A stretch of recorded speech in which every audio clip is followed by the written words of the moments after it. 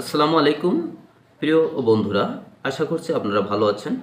আজ আলোচনা করছি জ্বরের লক্ষণগুলো যদি এমন হয় নড়াচড়া করতে কষ্টবোধ হওয়া, হাত পা কামড়ানি, কোষ্ঠকাঠিন্য অর্থাৎ বাথরুম ক্লিয়ার না হওয়া, শুকনো কাশি, তৃষ্ণা, পিত্ত বমি, মাথা ব্যথা, মাথা ভারী হওয়া, খিটখিটে স্বভাব, জিহ্বা অপরিষ্কার, এ ধরনের লক্ষণে আপনি দুইটা ঔষধ পর্যায়ক্রমে সেবন করতে পারেন, অথবা অ্যাট এ টাইম সেবন করতে পারেন, অথবা একজন ডাক্তারের পরামর্শ নিয়ে সেই অনুযায়ী আপনি সেবন করুন বা করতে পারেন।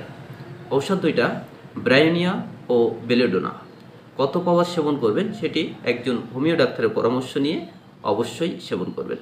তাহলে দেখবেন এ ধরনের লক্ষণ থেকে খুব দ্রুত আপনি উপশম পাচ্ছেন। ভিডিওটি ভালো লাগলে অবশ্যই শেয়ার করবেন।